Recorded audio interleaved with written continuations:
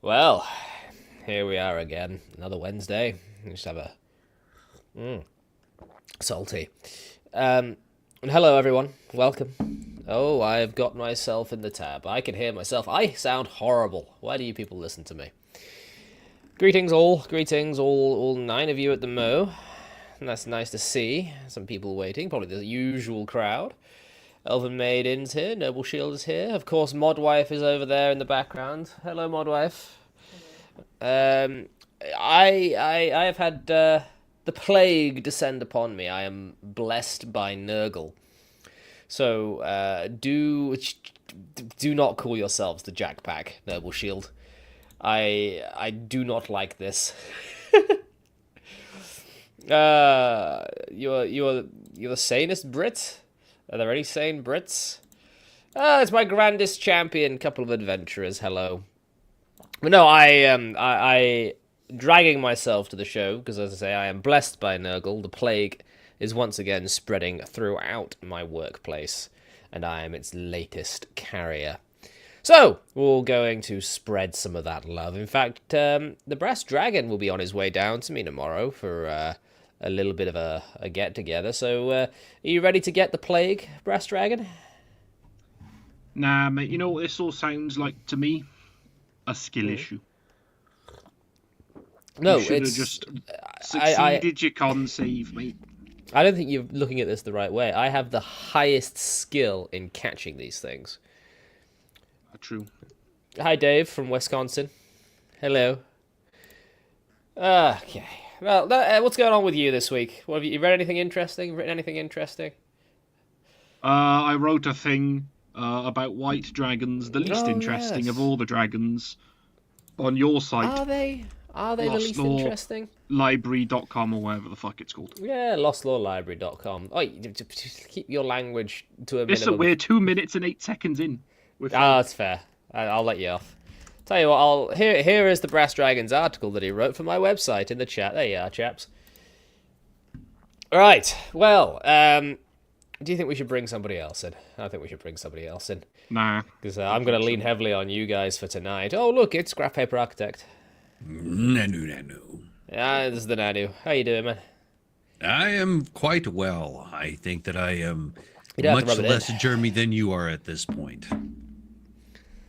Well, no, that's good. I wouldn't wish this on anyone, but you were down bad a week ago?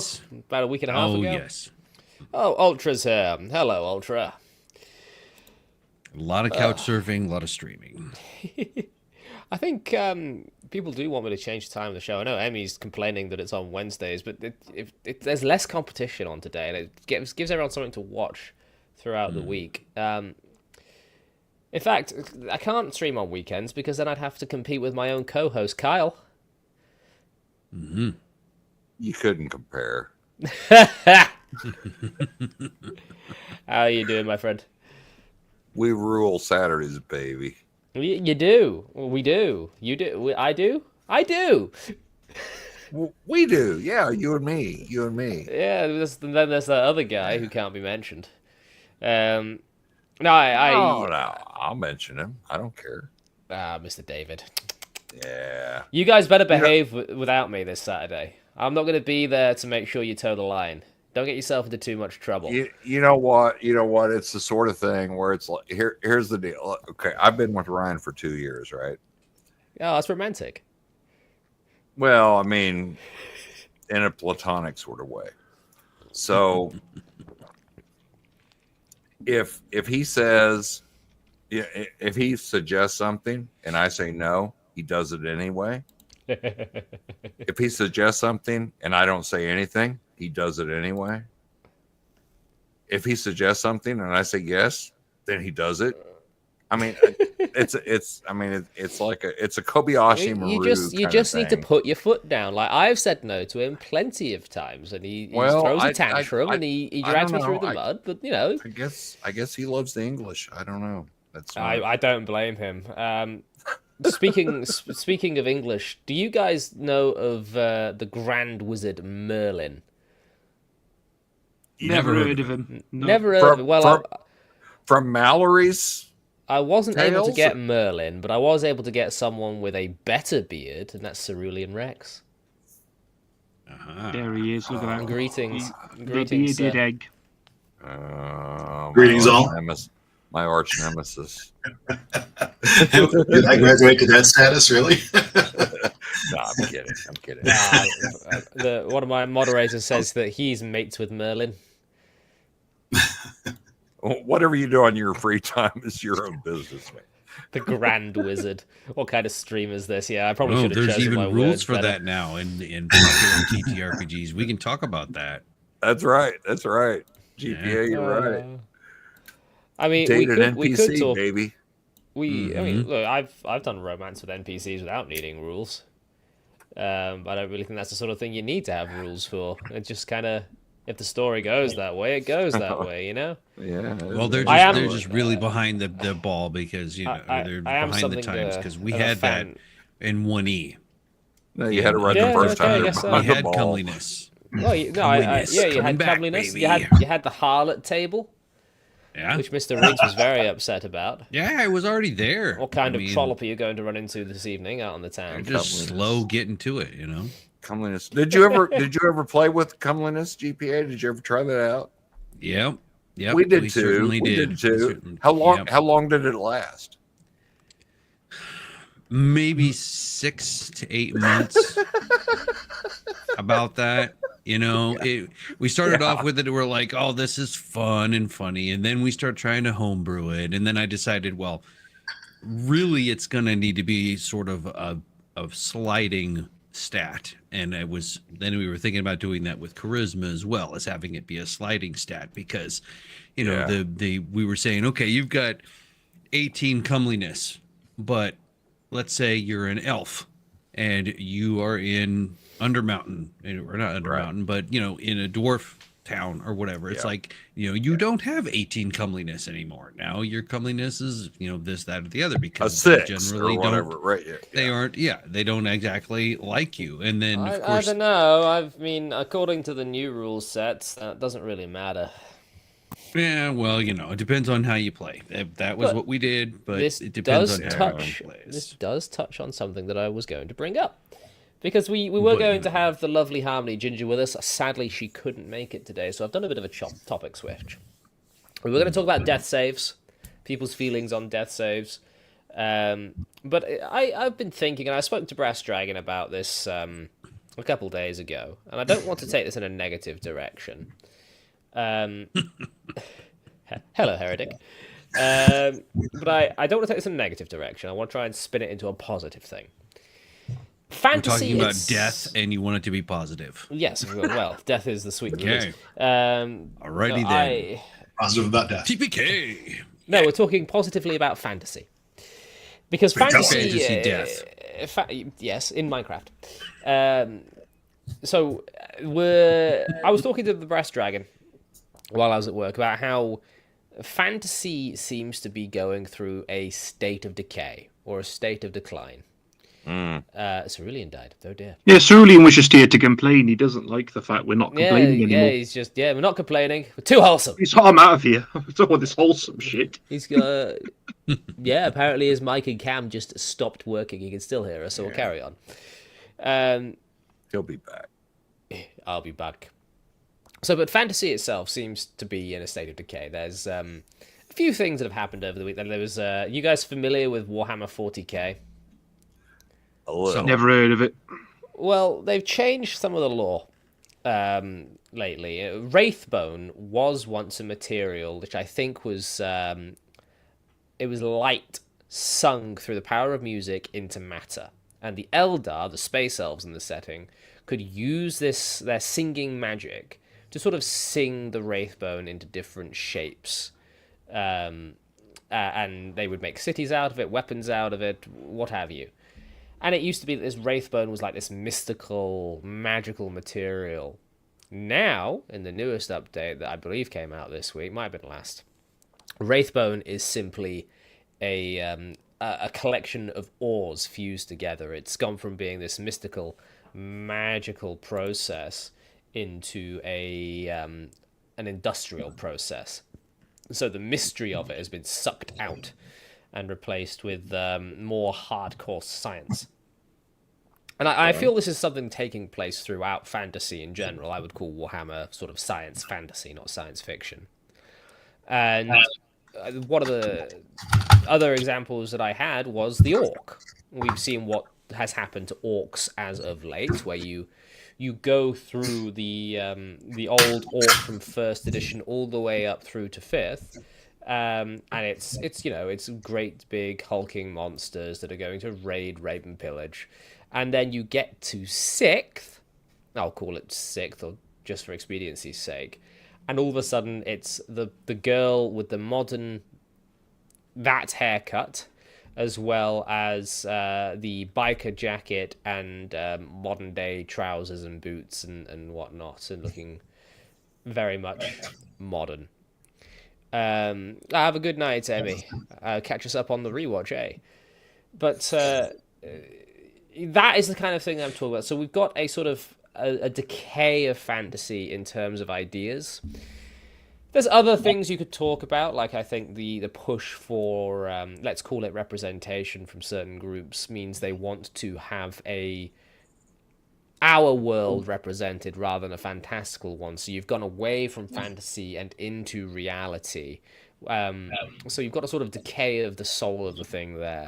And I think all of this is quite depressing to me. I don't think you can argue that it isn't taking place. Evidence is there. And so let's spin it into something positive.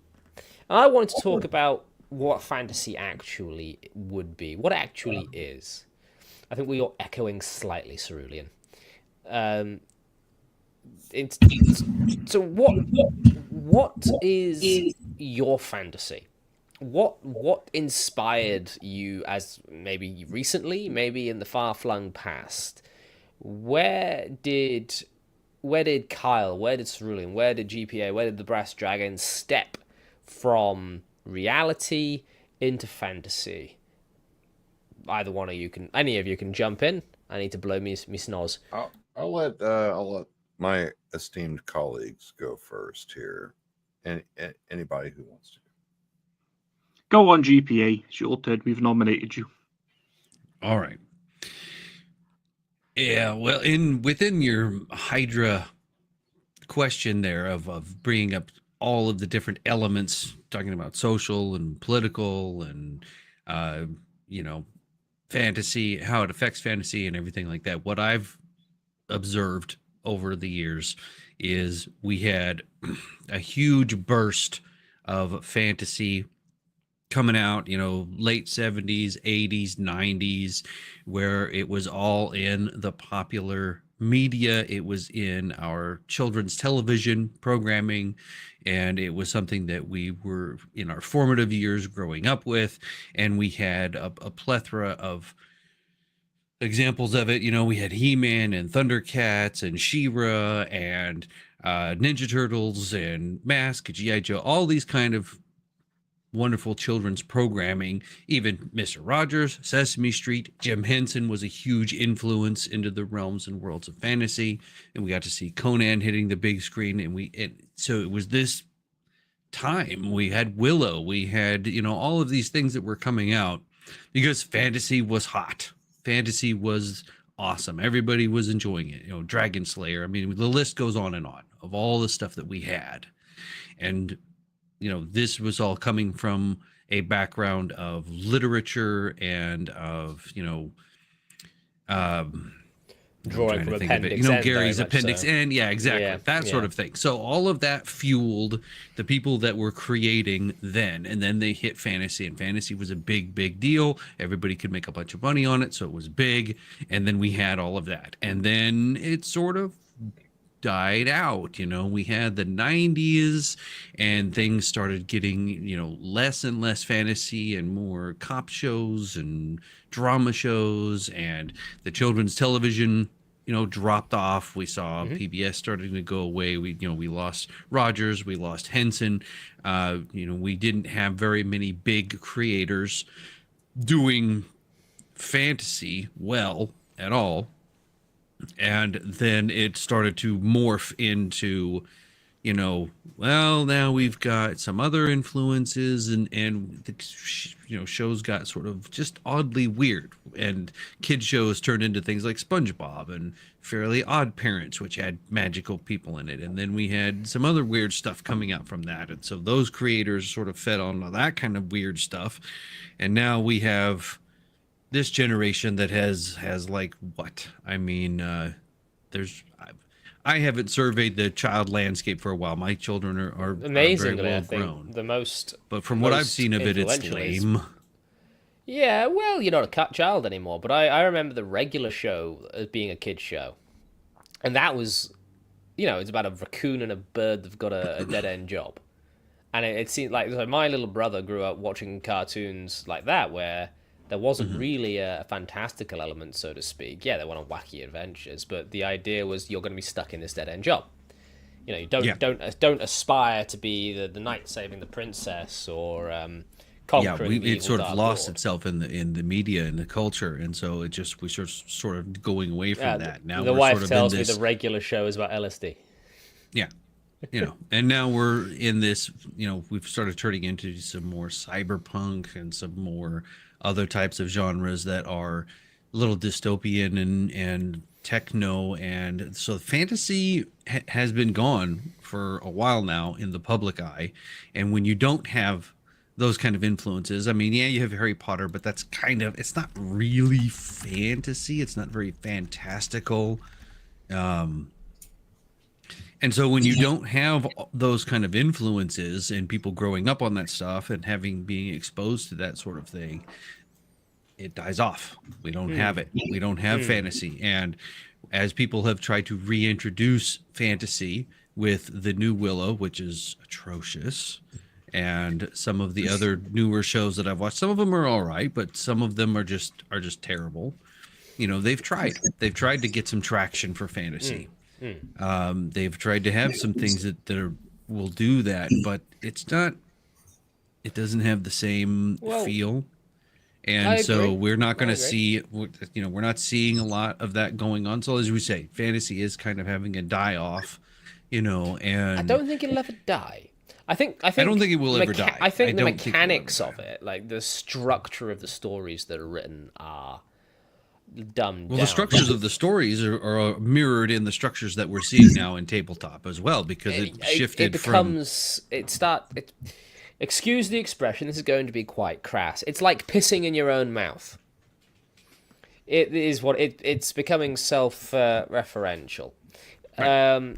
I'm going to bring in the brass dragon quickly, because Noble Shield in the chat said something that we actually brought up a few days ago, Chris, and that was D&D now takes from itself in video games, and that they themselves are inspired by old Dungeons and Dragons, and so it's circular. And the last, and they lost the idea that games like WoW, which is your love, your one true love, very true, is inspired by old D&D. So why don't you sort of jump off from there? So, I was going to say how, like, when I was growing up, you had the Lord of the Rings movies based off of a book. You had the Harry Potter books, which were big, although to be fair, my school, I don't think anyone gave a shit about it. Mostly fantasy when I was a kid comes from video games, playing World of Warcraft, things like that. So I think what happened is, instead of fantasy being based on literature, as it used to be, it's now fantasy is appealing. I mean, it's corporate as well, so it has to appeal to the widest audience, and that's gamers at the minute. And so, yeah, he is right. Fantasy mostly nowadays is kind of based off of the video games, anime, things like that from the early 2000s, rather than being based off of old literature from 100, 200, 300 years ago, that sort of thing. And that's why, in my conversation with Jack about this, I was saying how, heroes don't solve problems the way that characters used to solve problems in stories of old, right? If they have to overcome an obstacle, it's not about using their wit or some kind of ancient lore or ancient knowledge. It's power of friendship, They cast the fireball gets bigger, and they've wiped down a mountain with one spell. Whoa! There's reaction shots from everybody. Look at that, and problem solved. So it's like, I mean, I don't really know where to place it. I don't know if fantasy is necessarily declining. I think what it's happened is it's moved from sort of grounded, realistic fantasy. Like I would say, Lord of the Rings is realistic in a sense. Mythological is what I would call it. But Mythological, remember the earlier point in that you've got sort of like the mystique, the mysticism being withdrawn and being replaced by industrial processes for the Wraithbone. I know Qbones is in the chat. I'd like to hear his opinion on the new Eldar lore for what Wraithbone is. But you've got this sort of withdrawal, like with the fairies at the bottom of the garden, to take I think a Bertrand Russell quote, might be a Carl Jung quote, I'm not sure. The fairies at the bottom of the garden have been, they've been removed. And yes, the garden's still pretty, but without the fairies, that fantastical element's gone. So, I mean, World of Warcraft, for example. Look how you would start in Classic. Like, we've been playing Classic together. Vix has been playing Classic with you more than I have. You've got this idea of this mysticism that's happening, but now that you've gone further into the narrative, you've got layer upon layer of explained lore that's really detailed. But now that you know all about the Titans, you know all about the first ones, you know all about the Maw and the Jailer and all that rubbish, you've taken away the mystique of what was actually Sylvanas seeing when she killed herself at the end of Wrath of Lich King. Yeah, like, well, now you know. World of Warcraft's a perfect example of the change of fantasy, because it survived from early 2000s to today, and it's still going. And you can see in Classic, you might uncover a zone, and it's mysterious, and there's a big skull with a sword in it in the woods, and the blood from this thing is empowering a bunch of cultists, and it's mysterious, and you've got all these historians and lore keepers researching it. Think, oh, what is this thing? What is this? We don't know what this is, right? And like, it has a profound effect on the whole region, and like the Scythe of Valoon in Duskwood made all of the werewolves go crazy and created the whole thing. And then in Legion, which is a more recent expansion, you just find the Scythe of Valoon in a random house somewhere, I'm pretty sure, and you just use it as a regular weapon with +5 intellect or whatever the fuck it was. But also, like, those same gods and things, they're not mysterious. It's like, oh, we're going to go in a raid and kill one right now, and it's just a side boss. And it's like, well... It's not really sort a god. Abuses the material. It's just an elite mob. No, I think you see the sort of frustration there. But what? So World of Warcraft, the older stuff inspired you more. Any, like, the Lord of the Rings inspired you? Any books in particular? Video games? I know Dynasty Warriors is something of a love. Yeah, I was going to bring that up. So I actually did not grow up on books, right? Yeah. And it's probably noticeable in my limited. I can't even think of the word for knowing lots of words. Verbose. Vocabulary. Yeah, yeah. Vocabulary. What's the word for knowing words? I don't know. Ironic.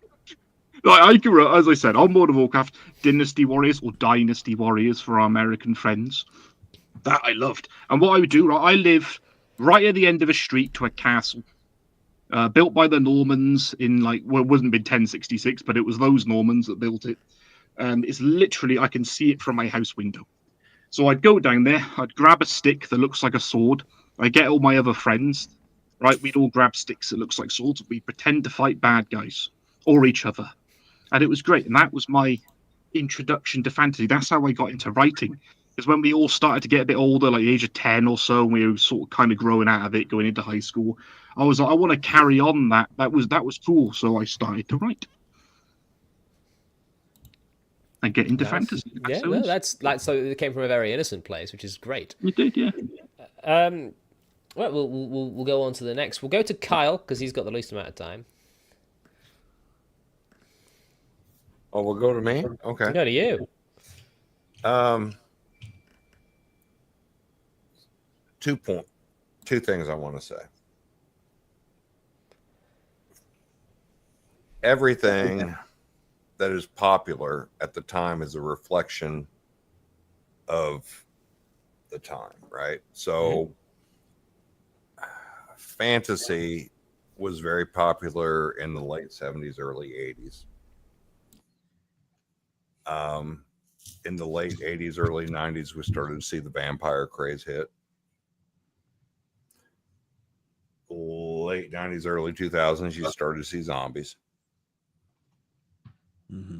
All of these things are reflective. Pop culture is art imitates life, right? And life imitates art. So you wind up with this, you know, that would be the first thing I would want to say is that why was fantasy so popular in the early 80s? I mean, was it? It's this epic struggle between good and evil, right? We're coming out of the Cold War. We're facing an unknown, uncertain future. You know, you had a big shift in politics at the time. You also kind of had this sort of reactionary response to the, you know, summer of love out of the 60s and the swing in the 70s, right? So I mean, it's hard to really say that it was just fantasy. Now, if you go back and you look at fantasy, I mean, there was obviously it was hugely popular in the 20s and 30s with the pulp magazines that were out there, Weird Tales, Amazing Stories, things like that, right? It kind of died off for a while. Westerns were popular in the 60s, early 70s. That was a reflection of the times. It's not just about money, right? It's not about what was popular. I mean, Conan hit it big in 1982, and so everybody jumped on that fucking bandwagon. D&D rose in the 70s, gained huge popularity. I don't think that was something that you can just. So what about D&D happened at the perfect time. Yep. If Guy Gax and Arneson had created that 10 years earlier or 10 years later, I'm not sure we'd be where we are now. I'm really not 100% sure about that. But in terms of the quality of fantasy, the quality of fantasy, the quality of fantasy, as far as what's going on now, and I'm going to get a lot of hate for this. People don't read anymore. No, man. Brass Dragon, he's calling you out. Imagine that. And Brass, and it's no offense. It's no offense. I understand. I understand. He does read now. No. I understand that younger generations, they get what they get, right? But you're talking to a guy who, I remember Pong, the very first video game, right? God. I mean, there That's were a true gamer. video games. Yeah, there were no video games. There was no self-referential thing going on here. There was no circular logic. There was nothing feeding upon itself.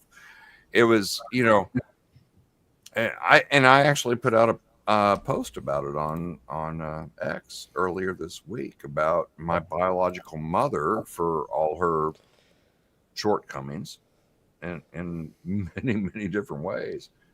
For whatever reason, instilled in me a love of reading and a love of curiosity and a love of imagination.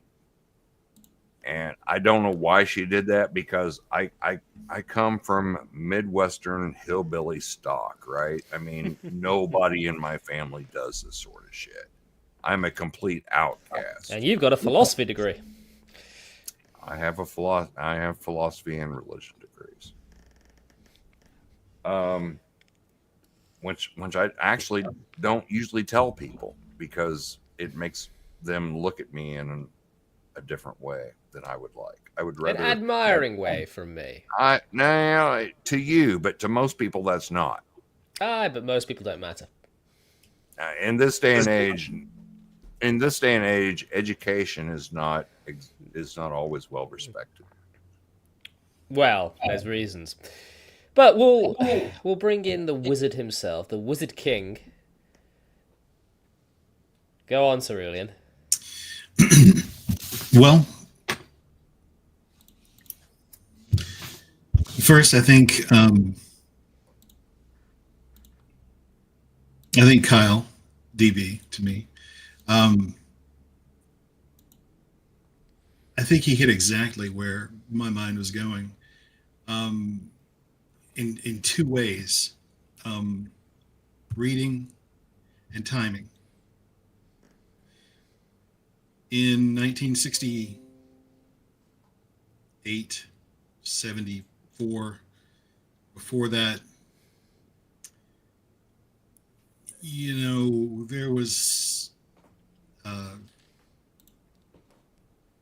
a lot less in terms of fantasy media, movies. There was a great deal less. Mm-hmm. Most of what you got, you were going to get through reading. And I want to come back to reading for a second, but the other part of that, timing, is a quick point to make. If it had happened in 1981, it never would have cut through the video game noise.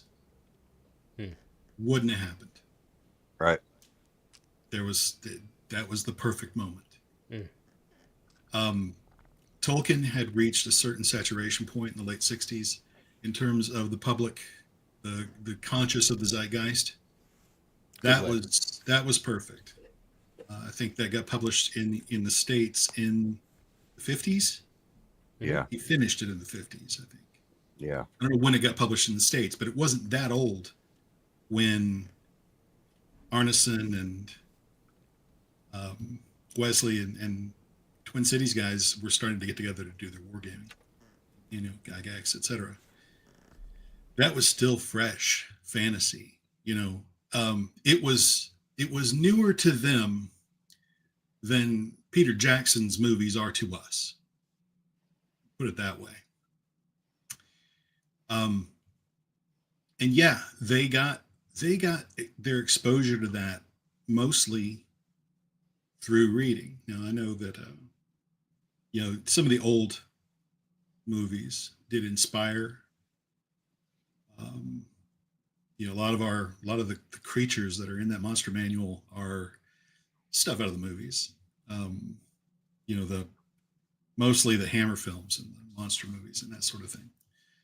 But as far as just real fantasy, you would get it in school when you had to read mythology for Western civilization or for literature, English classes. When I was very little, my mother gave me a thick book like that of just myths from around the world, and that was I had my Bible, but that was another Bible to me. All I had was a book about dinosaurs. Good enough. So things have changed. People have a mental bank of what is fantasy. The largest amount of them didn't get it by reading. Mm-hmm. When you read, it exercises your imagination in ways that movies do not. Yes, agreed. And the depth and quality of the stories in reading exercise your brain in the ways that movies and television do not. And so a lot of the younger generation who, I'm not saying nobody reads, but a lot of people don't read. You're not wrong. You're not wrong at all. Their idea of what fantasy is or what fantasy gaming should be comes, as you say, it's self-referential. It's coming from what has been written in, really old stuff like 4th edition. Man, fourth edition keeps coming up. I'm gonna have to run a game of that again. Well, I mean, I have some points I mean, want to make when Rex is done. So, what we're seeing from today's creators, a lot, it's easy to overlay current day politics onto those tropes, and because the tropes they're laying it on top of don't really mean as much to them. I It think only you're came right. from D&D as far as they know. So, before we let Graph Paper jump in, I would say that I think that even if someone doesn't realize that a trope is maybe older or deeper than they think, my favorite example of this is Elric, because Elric is in everything and no one knows who he is. Elric himself is. I know. I know you know, you were there. But for someone like me, I didn't realize Appendix N was a thing properly until late last year. I was reading through old fantasy before it, thinking I should probably read some old stuff. And then someone said the words Appendix N to me. I think it was Kyle, actually. I went, what's that? And then all of a sudden, it's like, holy crap, I've been doing this anyway. Let's just carry on. So yeah, I think that mechanically, structurally, these older callbacks provide, if you know what they are and you know how to use them and you've got a better respect for them, sort of like a somber gravitas, let's say, a solemnity of the old. If you know how to use them, you can create something a lot more impactful. I think that's why Tolkien is so timeless, because he's stretching back to mythology like Tearfinger, and he's stretching back to some really old stuff, like the bones of what makes the West the West. And I think that somewhere spiritually, there is a connection from us to that ancestry. And I think that's why when you look at things like Orient Adventures, or whatever the Eastern supplement was that Gygax created, the Oriental name escapes me. Adventures. Yeah, That's you had the it one. right. I think that's why when I've seen Japanese people, when they hear about this, their ears prick up. Because, wait, hey, that speaks, that's me, that's my people. And that sort of speaks to them. But anyway, Graph Paper, I've rambled on long enough. Well, so there's a lot going on here. So as we, let me grab my train of thought here. So society, Yeah, that was the last art stream. emulated. Yeah, I was trying to hang on, and I was listening to you, and I'm like, I gotta hold my thought. No, it's there. So, art, emulating society, are reflecting society, and yeah, so we had a lot of shifts going on. But then also one of the things that we've noticed is that there's also been a removal of fantasy. So the first point I wanted to make was, when we do get good fantasy, like we had a new Dark Crystal show, it was great. It was like, this is really cool. A little campy here and there, but that's fine. It was really good. Canceled. We have Firefly. That's Moment of exactly what I was silence for about to bring Firefly. up. Preach. Okay. Preach. Stuff what was like that, my that, love? and there are some good fantasy out there. Legend of She- the Seeker was a good fantasy show, and we do have these things, but the problem is now is that we're living in a society where it's like, they don't care. It's like, oh, it didn't get downloaded enough on your stream, so on your streaming service or whatever it is, canceled. And you don't get a chance for it to get good if it is a little not good, because they want that quick return. They want instant returns. They want constant growth. They want, it's got to make money out the gate. All these other factors, back then when they're like, well, let's make Conan, or let's make Never Ending Story, or let's make whatever it is that they made, and they get enough people that are excited to make it. It didn't have to be a guaranteed corporate property that was definitely going to have returns. It was definitely going to have, it was a completely different mindset. You had creators that were willing to go, let's make it because it's cool.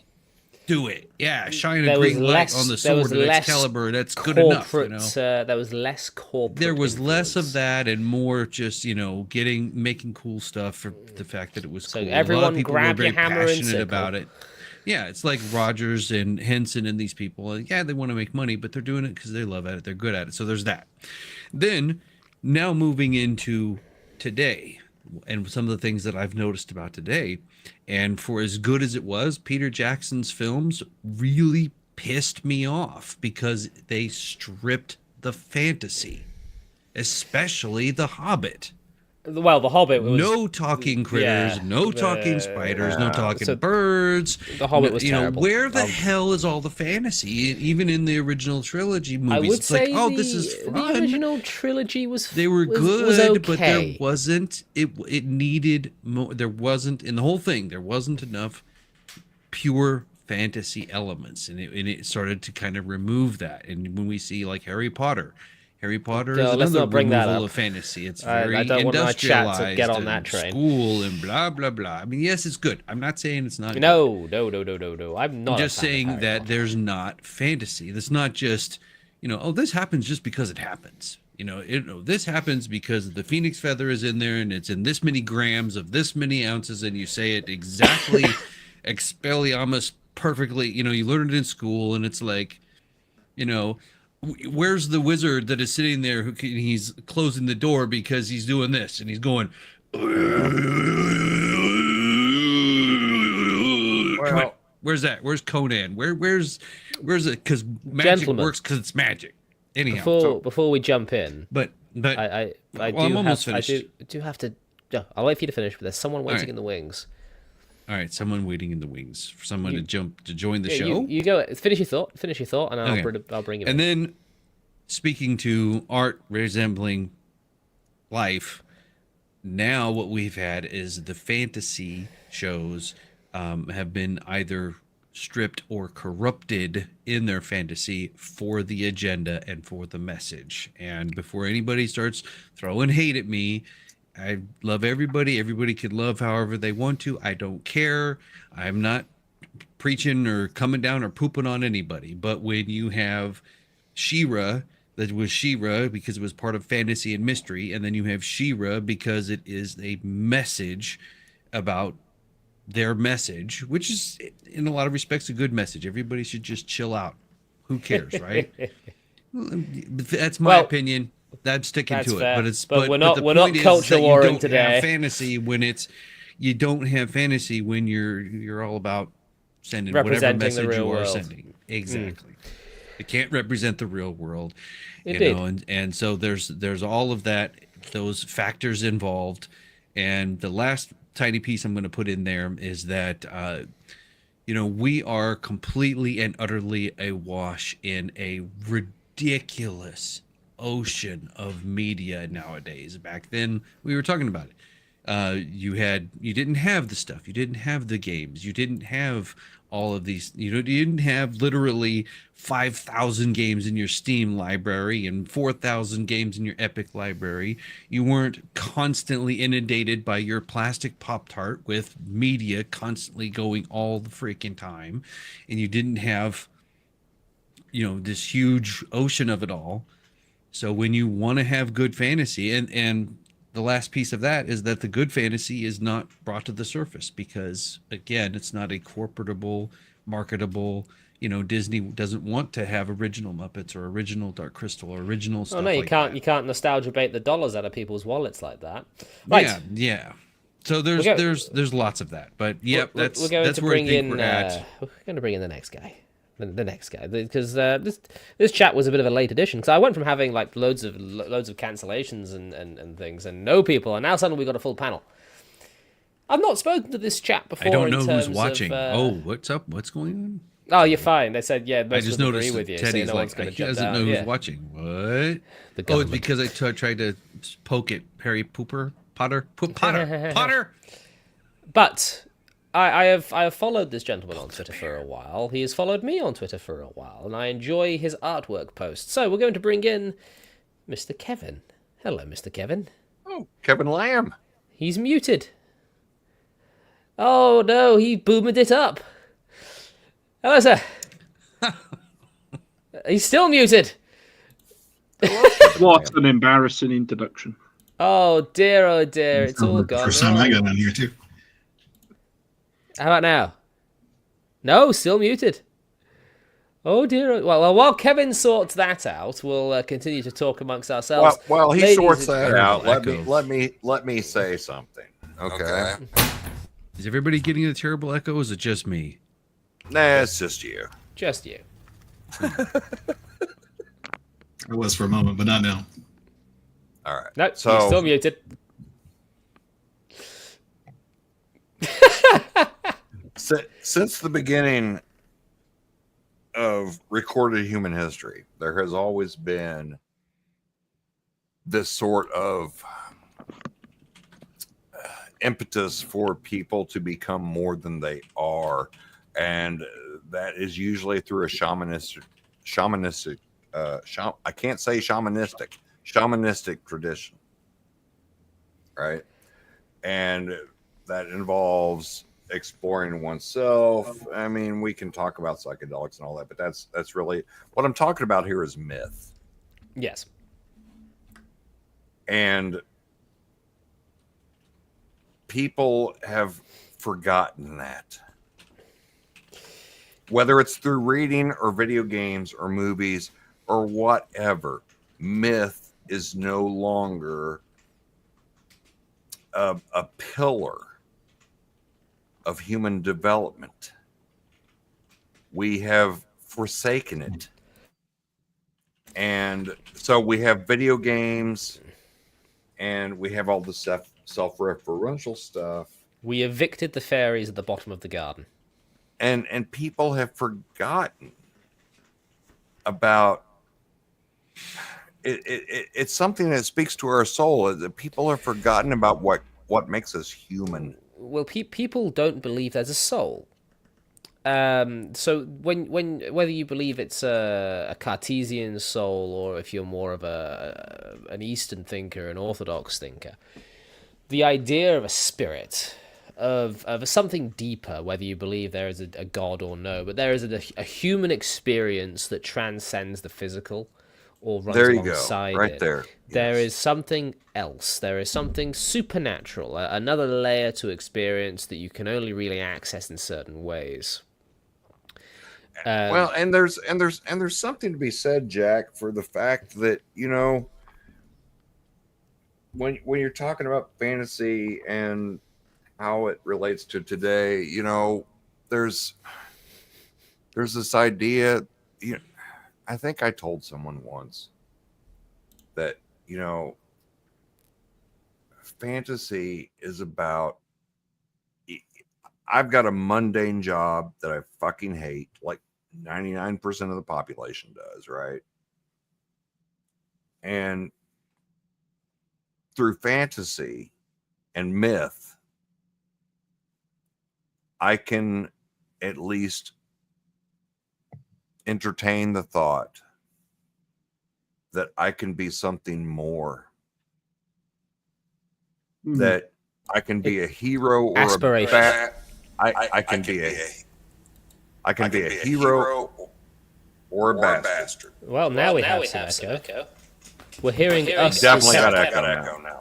Who You is guys hear me now?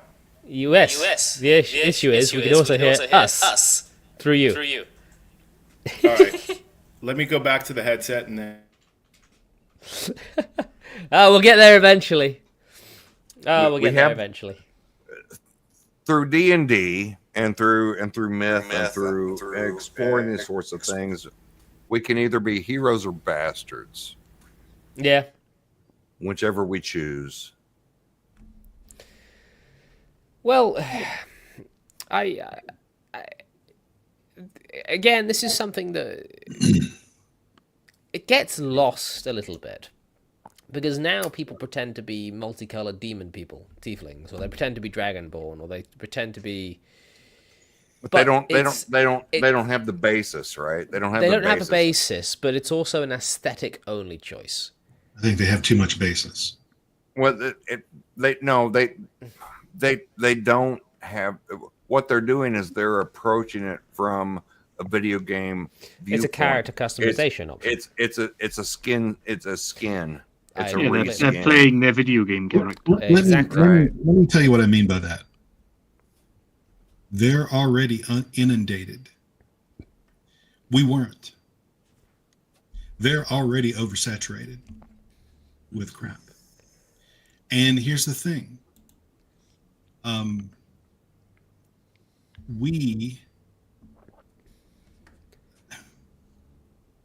This is a hard thought to put together here. I'm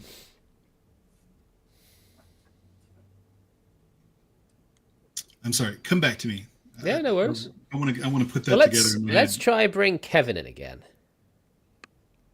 Hey, can you hear me? Hey, we hear There you. we are. That's better. Sorry about that. Thanks for That's the invite, all right. guys. It's, No, cool be glad here. to have you. Glad to have you. Yay, Kevin. Yeah. While we're introducing Kevin, guys, like and share the stream. Thank you. We actually went up a few subs just a second ago. It'd be great if we could finally hit the 400 mark. Anyway, Kevin, Never gonna happen. Never gonna happen. nature of fantasy.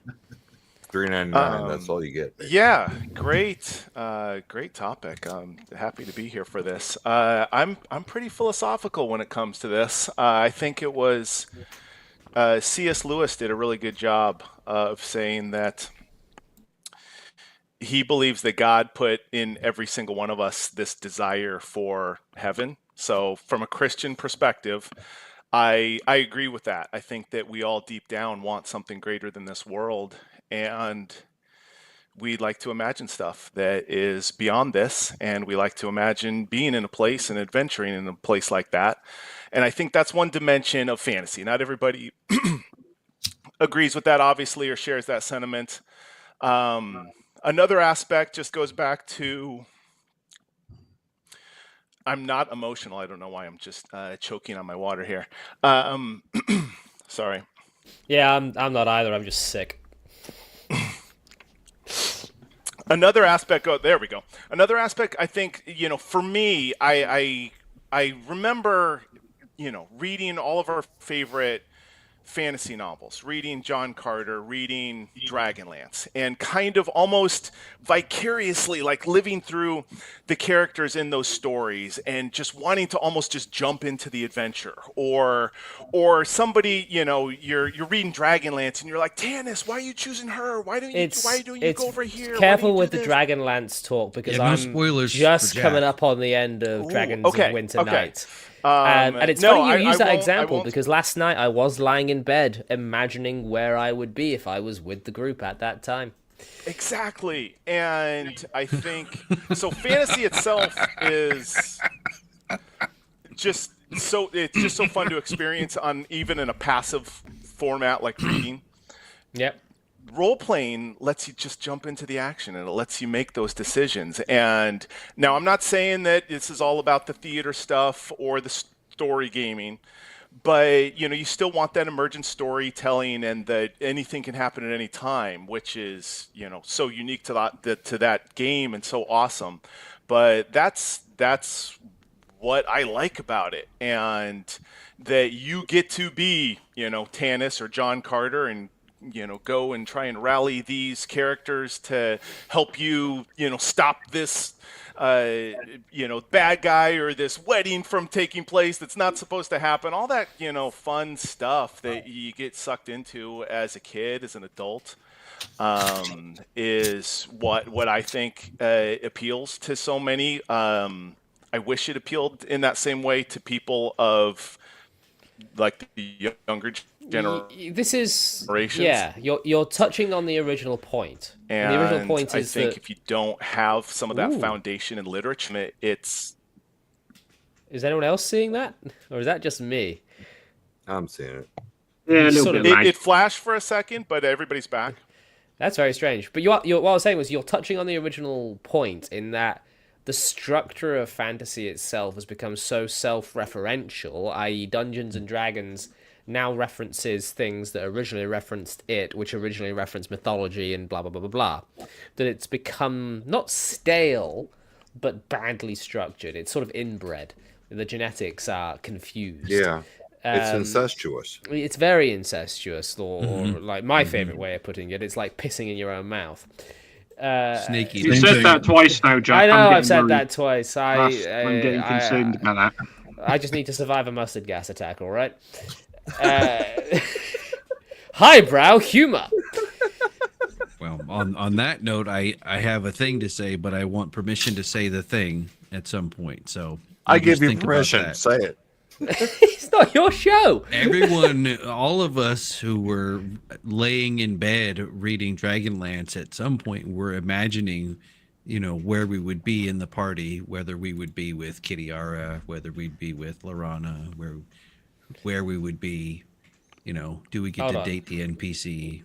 I mean, I've just Yeah. read the scene where Yeah, Jack. Gilthanas So I know where you've runs been. up. I know. I've just read the scene where Gilthanas comes across Silvara that bathing was under the moonlight. I'll just say this. I'll just say this. GPA Raceland spoke to me, like on the deepest level. Oh, so you're Raceland into is the best Boo Boo. character. That's your jam? Hey, dude. All right, I was stop. just like, Stop. Too much Dragonlance talk. We're gonna get into Gave me spoiler permission reference. to say the thing. Yeah. No, Raceland really spoke to me too, especially because I was Yeah. because 100 pounds he's a soaking wet at complex the time. because he's a morally complex character, right? Yeah. As we Yeah. are all as human beings, Mhm. right? And no one, I mean, we, alignments or whatever. It's like nobody's purely lawful good, nobody's purely chaotic evil, nobody's purely anything on the 9 points. We're complex individuals, and the circumstances, situations, and the people surrounding us can affect the choices that we make and the things that we do. And that's, I mean, if you look at any sort, it's not just Dragonlance. If you look at any sort of popular media, you're 9 times out of 10, the complex characters are the ones who really get the most love. They're the ones that speak to people because they understand that on a sometimes even subconscious level. You know what I mean? Artemis and spiritual Trary level is one of my favorite characters in fiction. Artemis and Trary is an incredible character. Oh yeah, I love Dritz. I love Dritz. Artemis is to. I think love Artemis I love highlights Artemis Drizzt more. in such a way as to not overshadow him, but I feel that.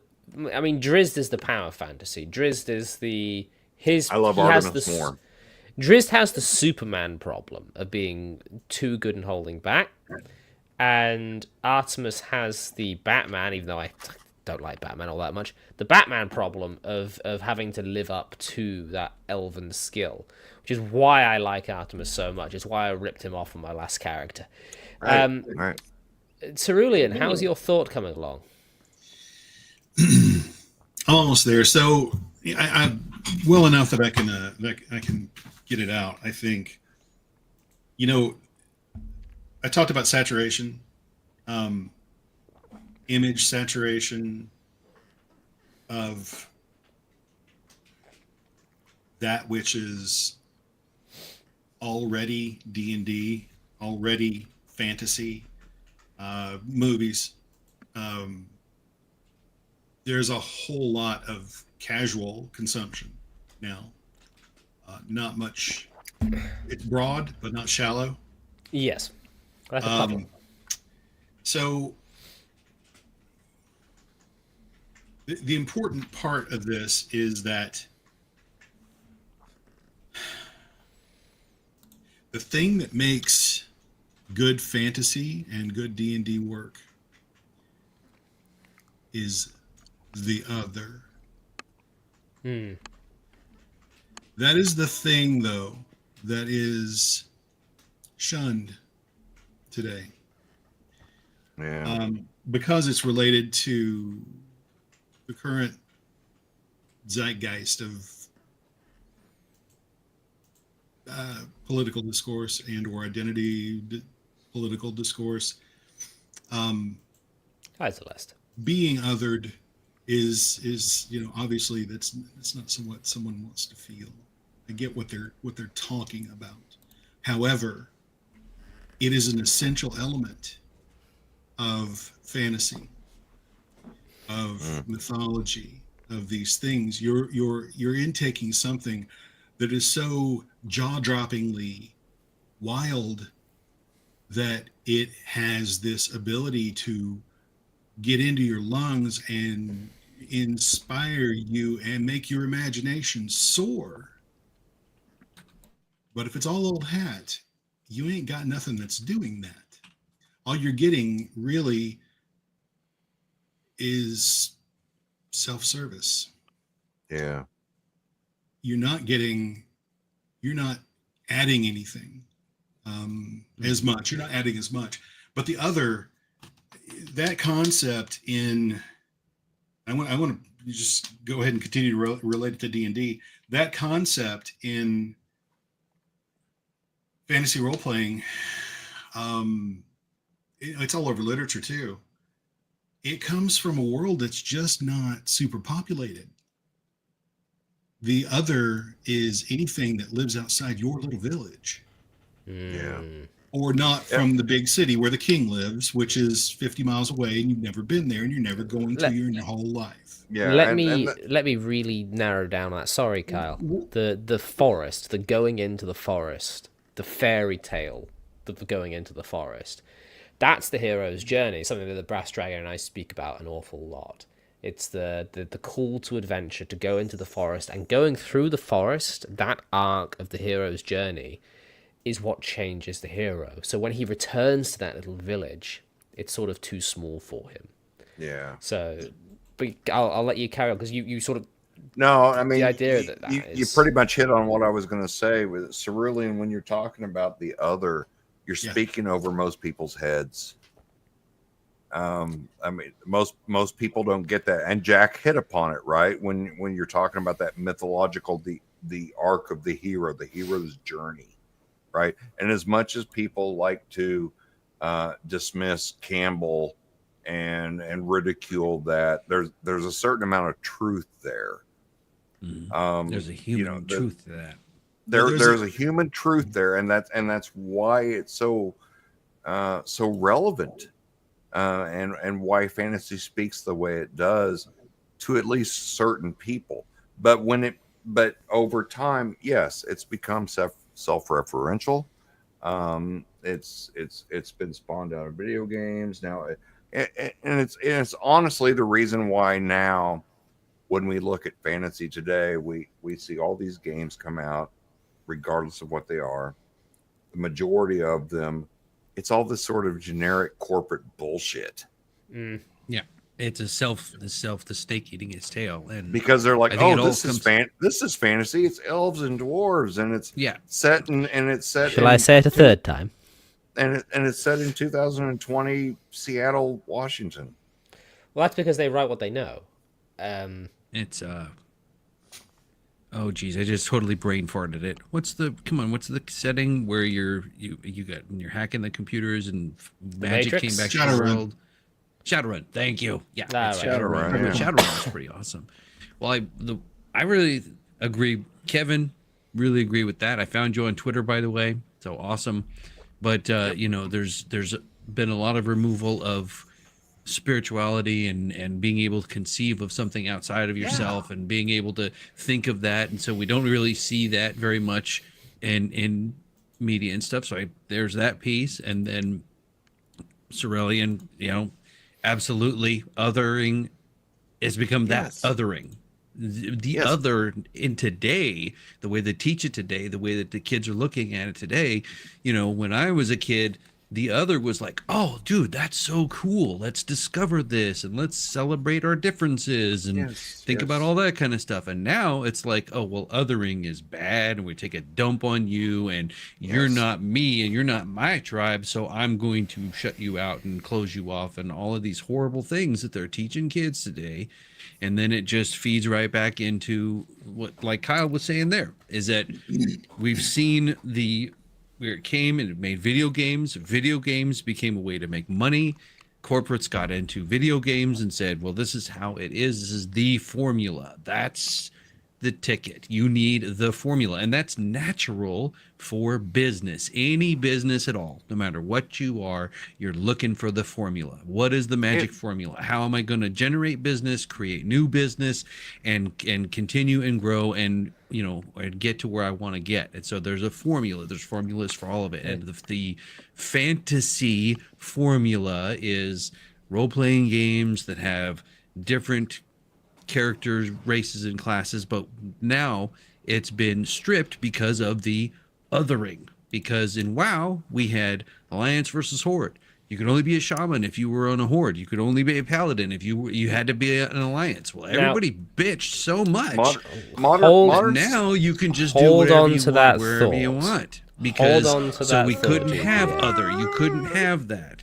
And we also stripped out all of the spirituality. Uno momento, por favor. I'm just coming back. I went Kevin, Rex, Kyle, Rex, Kevin. So I'm almost back to Kevin because they also stripped out all of the... I want to get Kyle in an MO, but magics. You brought up WoW again. You brought up class restrictions. Something I'm quite a fan of is classes being restricted by race. And the best person to speak to on paladins in World of Warcraft is the Brass Dragon. He is my expert on WoW. And I want him to explain to me what the hell happened with paladins, because I think especially in the World of Warcraft, I think I can tell you. The Brass Dragon talk. GPA's He's not talked getting a tornado warning. But no, paladins, like they in classic, they used to be the typical. They're religious. They serve a god, although the god wasn't really defined in WoW. It was just the light. But the big cathedral, and the first paladin quest you do, level 10, is go out and do some charitable acts and help the people of the town, because you're a good person, you're a paladin, you're noble, you know, you're humble, that sort of thing. The only other race that could be paladin was dwarves, because they've formed such a kinship with the humans by this point. And if you speak to any of the dwarf priests and the dwarf paladins, they're like, oh, we're just learning about this light that the humans worship and they use to defeat the orcs, and you know, we think this is a useful thing to learn, and so they're just discovering it. Then come the blood elves in the next expansion, and they're not even serving the same light. They've just got a big fountain of power in the middle of their city, which is where they get their light from. They are not religious. They do not pray. They do not do charitable acts. They are just empowered by some divine well. So you have this sort of grey goopification of the concept. That's where it began, yeah. And now practically everything can be a paladin.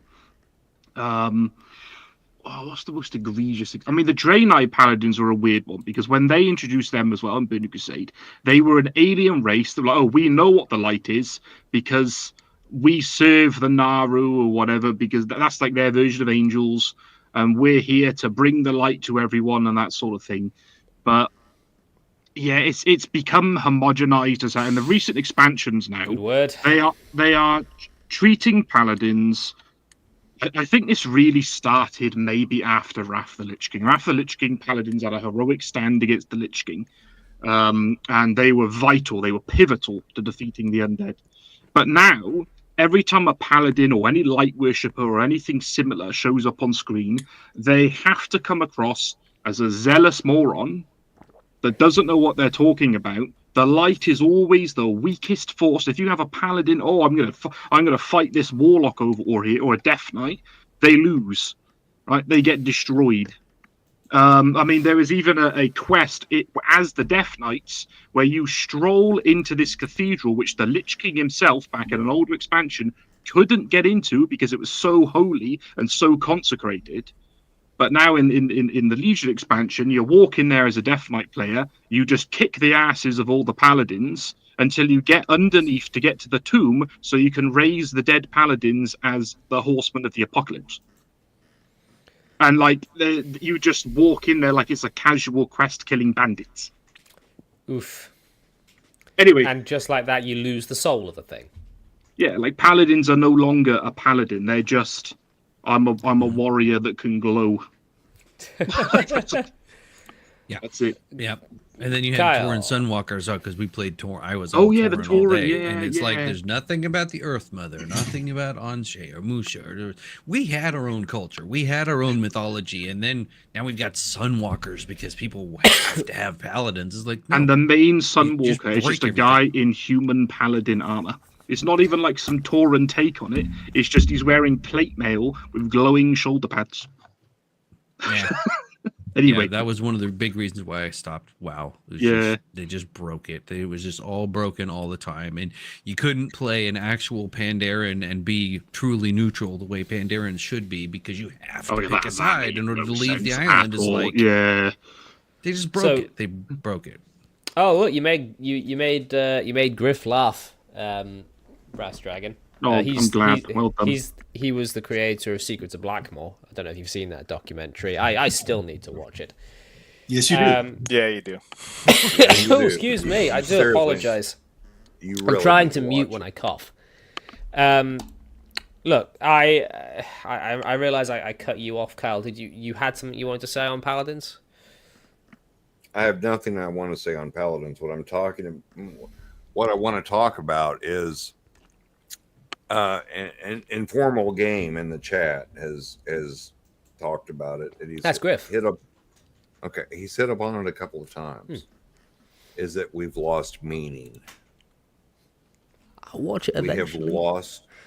What's that? He says I'm blocked. I'll watch it eventually. I'll promise. But whether it's society as a whole or social media, I don't know.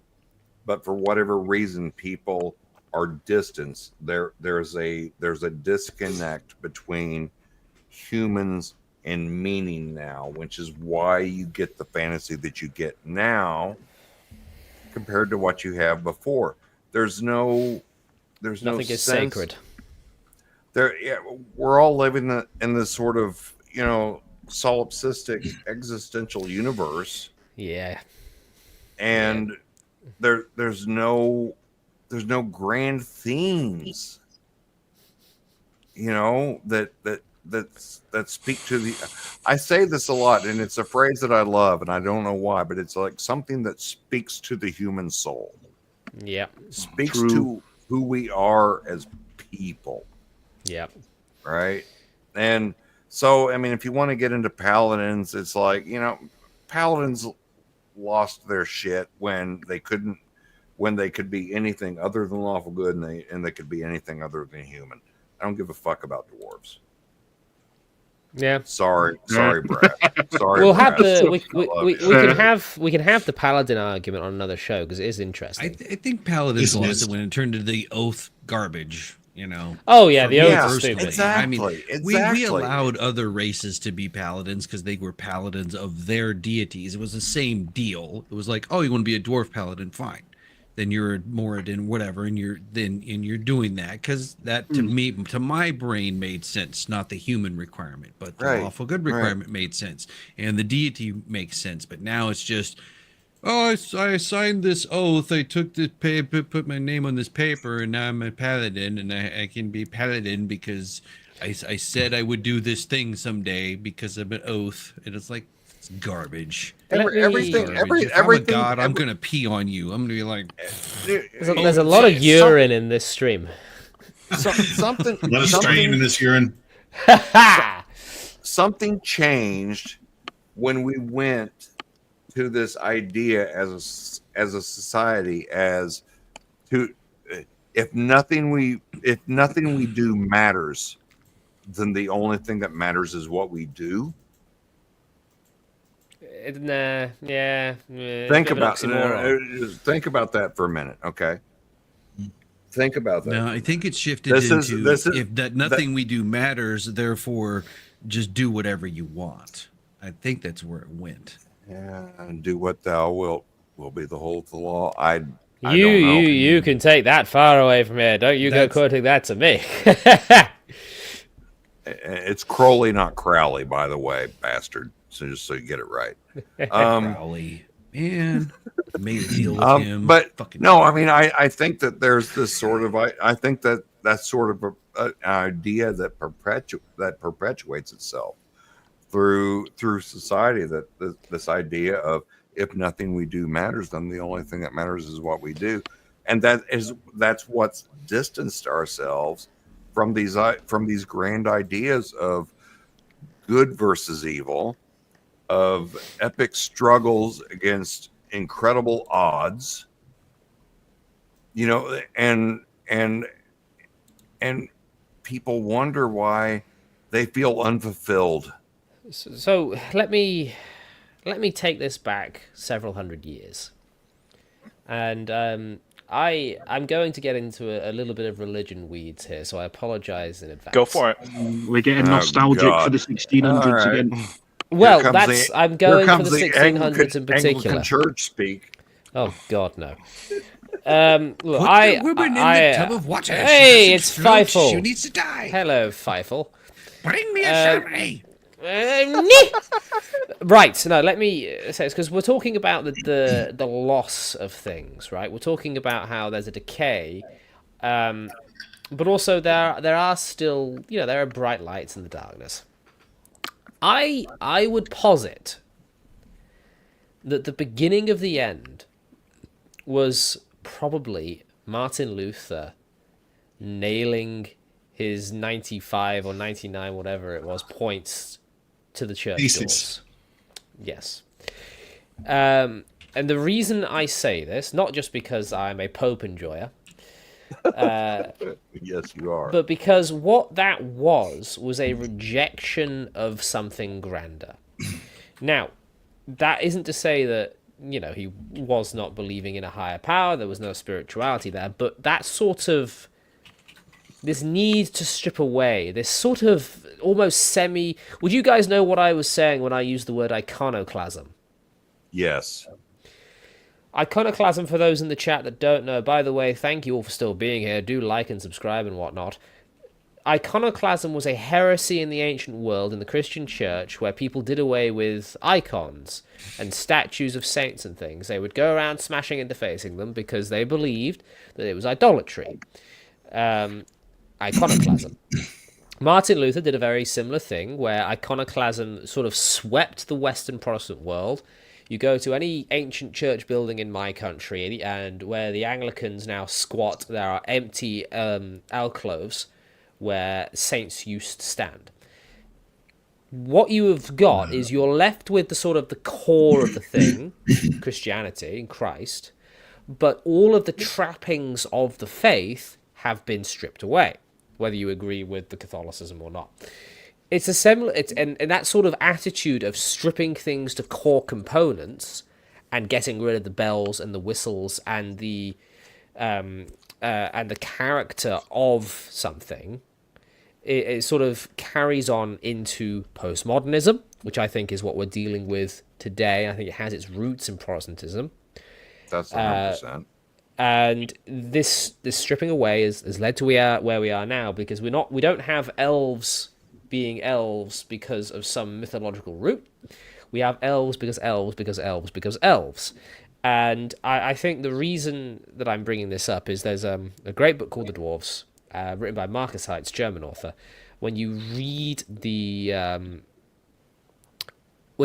foreword, he very clearly states that he made his dwarves as traditional as possible because he understood, though I don't think he understood why he understood, that dwarves have to be a certain way.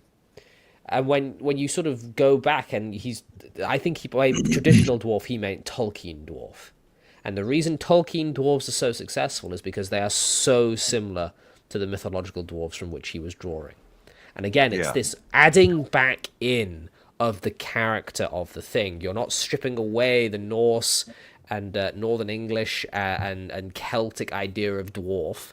You're adding all of this character back into it, and all of a sudden the saints have their heads again. And you get these massive, beautiful cathedrals of fantasy which truly inspire. You don't just have this grey building slowly being dilapidated as more things are pulled away. I say, so Griff's right there is like, all this stuff Jack is talking about is too highbrow for me. I just gatekeep. No tieflings or dragonborn. Off you go. Not in my games. Lol. I actually like tieflings. In fact, Griff, you should go and watch my video on tieflings. Tell me what you think. I think you'd appreciate it. And in return, I'll watch your documentary. I think you've got a very good point. I think we're finally seeing the culmination of all of those efforts in the fact that now you can be anything and play anything, and all you got to do is say an oath, and none of the class restrictions are there. None of the races aren't even a thing because it's all been taken away. So it's just now it's turned into a corporatized homogenization of anything and everything in the for the ideal of so that everybody can feel good about themselves because everybody can be everything. But it's like, you got to sometimes realize there's some things you're going to be and there's some things you're not going to be. And that's just the way it is. Go and be what you can be, and don't sit there and be upset because you can't be what you can't be. It's like, that's just the way life is how you got the dice rolled. There's no consequences for your choices as a player anymore. Right.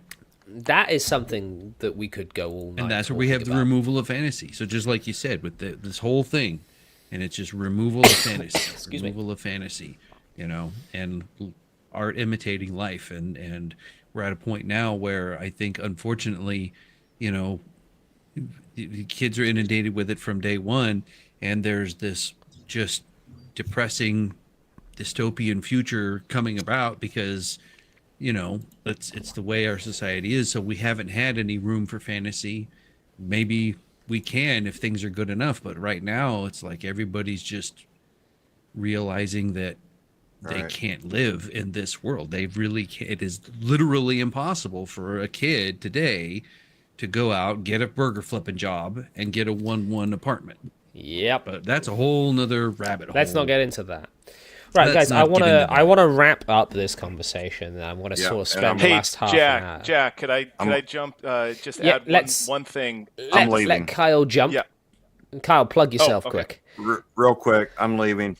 Dying Breed Tabletop on X/Twitter. If you want to follow me, in chat. I'm co-host with Jack on Nerd Cognito. Check us out on Nerd Cognito. Follow, subscribe to the Rumble channel. And I wish you guys the best. And I'm sorry, Kevin Lamb, I talked over you a lot. You should have had more airtime. I apologize. No worries. Happy to be a part of it. And it was great to see everybody. Thank you very much. We'll have you back soon. See you, See you, Kyle. Go for it, Kevin. Going back to the Paladin thing. And I find it interesting that as the Paladin has been stripped of all of its good, you've seen the exact opposite shift with monsters. As orcs have been stripped of their evil, paladins, original D&D, Paladin was based on like the Holger from 3 Hearts and 3 Lions, this actual servant of God. Well, then they took God out of the Paladin, and then now you just serve an ideal or any alignment or what have you, and then they just said an oath. You're just a warrior with an oath. And now, as far as dumb. Oaths are very dumb. Doesn't like current 5e even have oath breaker paladins, so that you don't even need the oath anymore. It's you're just gray mush of we don't even have blackguards, which is what I would consider the evil paladin. You do in the monster manual. You're just a warrior with some, again, flashy lights and maybe healing, maybe not. And just as all of the monsters have gone the other direction, it's like everything has to meet in the middle and be completely interchangeable. That's monsters that were based on gender can't, like a succubus or a dryad or they can't even have that anymore.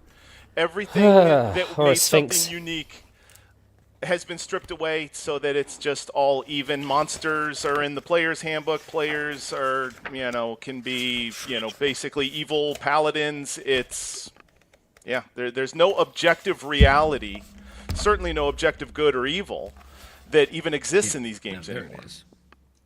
Paladin in hell. There you go. That is possibly supreme the good, most supreme evil. Yeah. The most iconic piece of D&D art ever for me.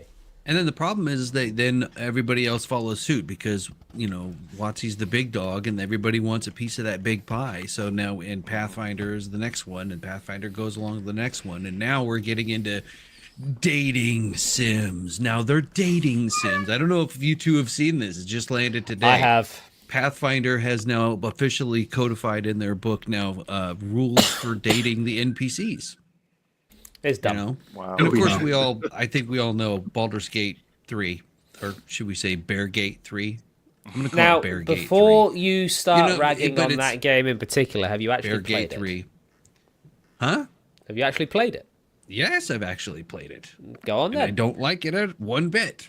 I like it a lot, but I have a lot of... Like, the Brass Dragon likes it a lot, and knows that I have a lot to say about it. There's a lady on X who I regret upsetting with my unsolicited opinions on the game. But I actually like that game a lot. I think it's fantastic. But we'll do a Baldur's Gate 3 stream in the future. Well, we're talking about society, we're talking about culture, we're talking about the removal of fantasy, or we're talking about fantasy elements, talking about all other kind of things and why those fantasy elements are there and not there. So why do we have Bear Gate 3? I don't know. That's somebody's fantasy, I guess. Yeah, it's someone's fantasy. In fact, there's a video that I'm working on at current. I'm going to show off the thumbnail that I have created. I think, Kevin, you're really on a good track there. And I wonder, what do you think it is that has appealed to this new audience to cause them to want that, to want the, oath paladin, and they don't want to have to swear to a god, and what do you think has brought that about? Yeah, I think it's an ideology that just craves validation, and so they just want to play act it on a world stage. Well, there's not much point in giving it too much oxygen because it's gone. It's not. I mean, again, we avoid the culture war as much as we. The fight is they're routed. We are just chasing down the stragglers. You hope so. The reason I don't want to get into it too much on this stream is we're not a culture war stream. No, not for culture war. No, I'm talking about in gaming. But I'm doing in gaming, and we're talking about society. Let me show you something, boys, and chat. This is something that you guys can look forward to. That it's ballooning at everything I work on balloons out of control. This is just the latest. This is the. This is what I'm working on at present, video-wise. So, ever see that meme of the go back, we messed up, evolution? Do you see where we have ended up? From first edition through to 2024. What happened? This is what has brought this topic into the forefront of my mind, is that we've gone from, to me, what looks like fantasy to a Californian with, I think it's supposed to be an axe, with that haircut, and modern clothing. Familiarity breeds contempt. I suppose so. Maybe not. I see the truth in what you've said there, but I would say otherwise, because I actually just made a post about Valentine's Day, which cost me followers, because I said that it's not about new and exciting experiences, love. It's about the ever deepening knowledge of somebody else. And from what I've been trying to get across is for those that want something deeper out of their fantasy, that ever deepening knowledge, I would definitely recommend going and reading Appendix N or just some stuff that's a bit older. Like Elric was, when I only started reading him at the beginning of last year, and it was eye-opening to say the least. And I think people's appreciation for the genre, a genre that I have loved for as long as I've been able to love, as long as I've been conscious of being alive, I've loved dragons and elves and knights and whatnot. I think having a deepening knowledge of the genre, rather than just this surface level infatuation, would break us out of this cultural decline in fantasy. I think people knowing its roots more would give a deeper appreciation. That's not to say that it's not to put down just having sort of a shallow understanding as well, because sometimes all you want to do is roll a dice and slay an orc and not worry about it. But other times you want to know why. Go on, Brass. I watch some of the latest official D&D videos when they're talking about the new monster manual and things like that. And when they were talking about the undead, they said something very interesting, because they said, oh, the reason why we love the undead so much is because there's no moral ambiguity when you're fighting them. Right? You see undead and you know they're a monster and you can just kill them and there's nothing to worry about. But they used to have that with orcs. The moral ambiguity was created by them. And so, like, it's very obvious they still want to have monsters that you could just fight. I mean, that's why they reclassified the Gnoll as fiend, so they could put an end to the debate of, oh, are Gnolls people too? No, they're now fiends. But it's just, I won't go too far, and that's cultural. You know. Everything you just said, and everything that has been said since the time that I was making the comment about the other is still about that. True. Now the orc is not the other. Yeah. If it's not a part of your society, if it's not part of your certain insular group that gives you your survival, then it is the other. If it threatens your survival, it is the other. And that is the key to fantasy, period. Not knowing what's, it's serious business going outside your door. Not knowing you never know where the road may take you, Frodo. Exactly. And not knowing what's outside your village, just half a mile, is like extremely dangerous. That is where the other is. It's why lakes suddenly have selkies. Without that concept, fantasy falls flat. The Elven Maiden, God bless her, when she rewatches this, she did a rant for me on the Tiefling video, wherein she spoke a lot about the fear of the unknown, Lovecraft, and how these fantastical creatures are, having them be unknowable is part of the mystique of fantasy. But to put it back into what I was saying earlier, it is the fairies need to be put back at the bottom of the garden. We need to accept there are unknowables in the genre. Well, right. I think that, and I'll have to go soon, but we're going to be ending at about 20. Okay, and I don't know if I can do 20, but I'll That's I'll fine. do what I can. Do you want to say do you want to say your last bit? We've seen what I'm seeing, Rex and Kevin. And gosh, I love and Brass, all of you. Love talking to you all. But I think what we're seeing is that, and it's really kind of weird. You remember back in the day when we were the other, when we were the ones, oh, you're playing the D&D, you're the satanic kids, you're the metal kids, you're whatever you are, then we were the other, and we're going, no, wait a minute. We just want to be, left alone, let us play our games, or maybe even be okay with us, because we're not going to take it anymore, whatever you want to call it. But we were the other, remember? And then we've seen the shift now. Then it became geek chic and popular, and a lot of normies came into the hobby, and it was like, oh, now it's cool to be a dork, and it's cool to be this, and this is all cool, da da da da da da. And then we had the, we had communities that were seen as the other. They came into the hobby a lot, and so it became shifting into, it's not okay to other people. Yeah, we never did that anyhow. We're not othering them. So the whole thing with the orc, using that as the one pinpoint in deciding, what the orc is the other or the orc is us. And I think it goes back to World of Warcraft, because what I saw is that World of Warcraft was the first time in mass media, in massive consumption, that an orc was not a bad guy. That you could be an orc and love being an orc. And they had a rich, wonderful shamanistic culture, and they came over to Kalimdor and just wanted to be left alone. I wish they would have played more into the fact that they were actually aliens. But anyhow, point being is that in the cultural mindset, we grew up with orcs are bad guys. Orcs are bad Then guys. in the cultural mindset started to shift into now all these gamers, all these people grew up for 25 years with World of Warcraft, where unless you play a dirty, scummy alliance dirtbag, then yeah, I said it. Torn for life. I've decided to mute him because he's still carrying on there. He hasn't realized he's muted.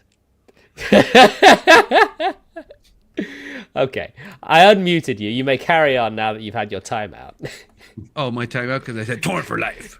For the Horde. For the Alliance. God. Yeah, eat it. But the point being is that it was the first time that I think happened in a huge, massive way that the orc was not viewed as evil, and so other races were not viewed as evil, and trolls were not evil, and these other. You could get into the mind of playing something that was not evil, and we see all these kids nowadays that grew up on that. 25 years later, what do we got? We got D&D where orcs are not evil, and on your scale there where it says, "Hey, wait, stop, turn back," that wasn't going to happen because they decided that they wanted to polarize the culture war to get their sales. That's what WotC did. They drew the line. They're the ones that said that these races have been treated as though real life minorities. They wrote that article, so that they're the ones that did it. They backtracked pretty hard. Well, they deleted it, but they're still perpetuating it, and they're still letting all these drow articles and all this other nonsense to completely, permeate. But the point being is that, now that's what we have. Whereas they could have just said, not all of them are evil. Maybe there's pockets of good Appendix ones. N. There you go. There's Appendix N Yeah, for the people that are right asking. there. You could have just said, not everybody's evil. Some of them are good. Okay, fine.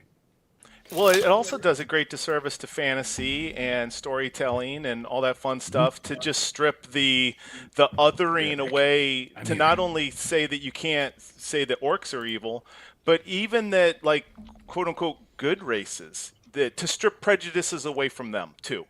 Think about Tolkien. Think about Dragonlance or Elric, where so much of the great aspects of the story are about people that are different, that are kind of bigots toward each other, or that feels that they're superior to others, and they got to overcome their differences, and they got to work together.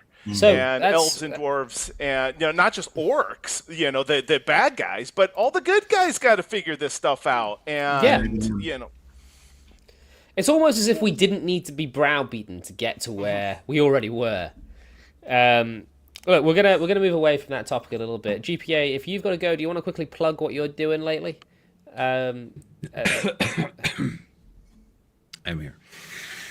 Yeah, Where can people absolutely. find you? I'm going to be needing to take a step back from media for a little while. So unfortunately, I won't be here with you to talking in the library for a bit. Got some stuff that needs to be handled. So I'm not going to be around. However, if you do want to find me, I have a YouTube channel, Graph Paper Architect. Find me on Twitter. That's where I'll be when I do have little bits of time. And going on from there, we still have games in development.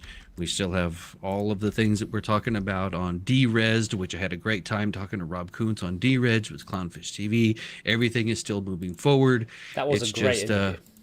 got some life to deal with. So, but come and find me, and I shall return whenever possible. But that's what I'm doing. Just look up Graph Paper Architect. You'll find me.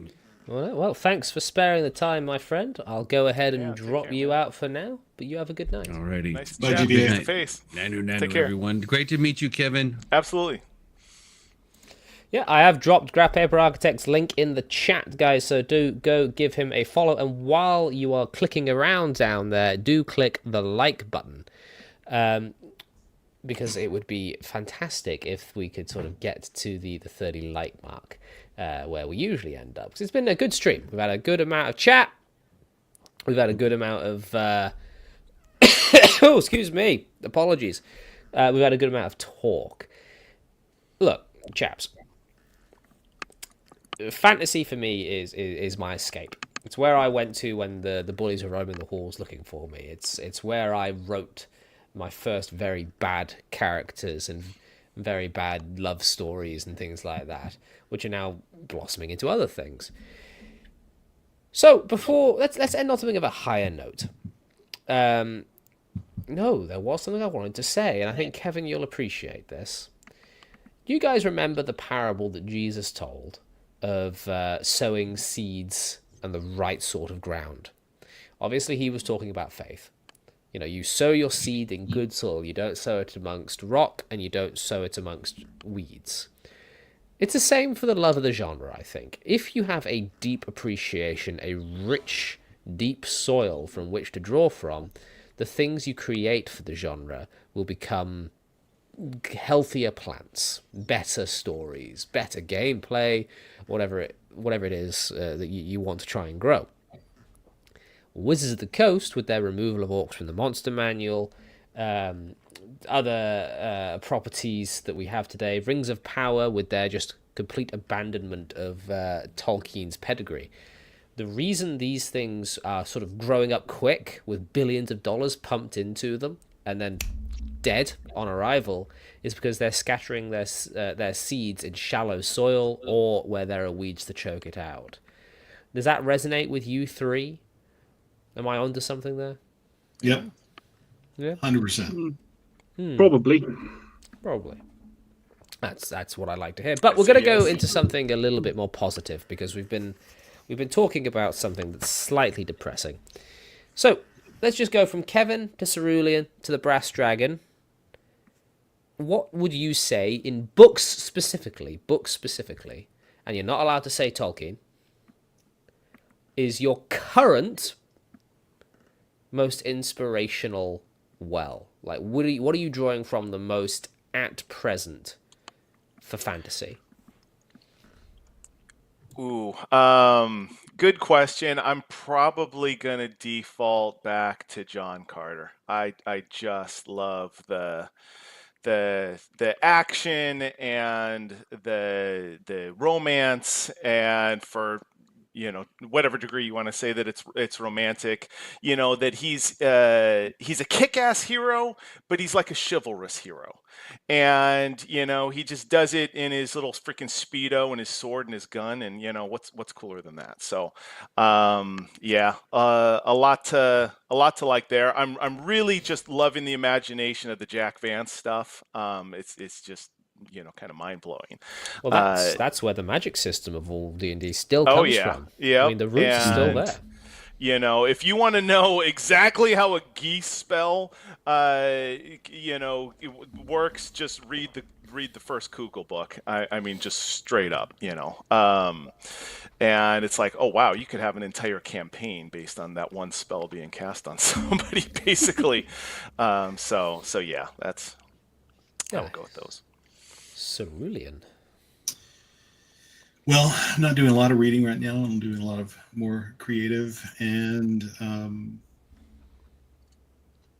the reading I am doing, though, and it's sort of an inspiration for me for role-playing games, and it always has been, either as a player or as a GM. King James Bible. That's fair, actually. That's very fair. The language that it's written in, we can go back to that point linguistically, and everybody understands everything. Pretty much. There's just enough archaic language in it that it's beautiful. There are still places in my country where people speak like that. My grandfather is one of them. And it's those snippets of language where a word gets used and you have no idea what it means, but it's in your language. Yep. That is also another key and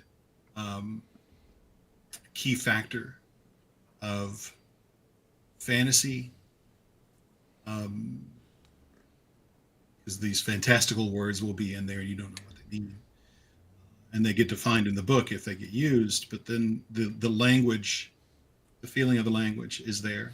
And honestly, the stories are relatable. What I'm reading within it right now doesn't matter as I much understand. to the You're answer. drawing on the mythos of what Western civilization has drawn on for the last 2,000 years. So King James or not, that is a golden mythology and has lasted for many thousands of years before we Christians got our hands on it. So you're drawing from something with I said pedigree of Tolkien. That's a pedigree. Like Tolkien was drawing from that himself. So don't be ashamed of saying, well, it's nothing in particular, because it is the deepest wellspring of some of the most vibrant spirituality the human species has ever come up with. The Brass Dragon. So, as I said earlier, I'm not reading a lot. I read through half of the Stormlight Archives, and I'm still struggling to get through book whatever I'm on. I've got the Conan the Barbarian short stories, big red book. The one you have, Jack, yeah, wherever you put it. I've got it here. I've got it next to my chair. It's half the size of my chair. There we are.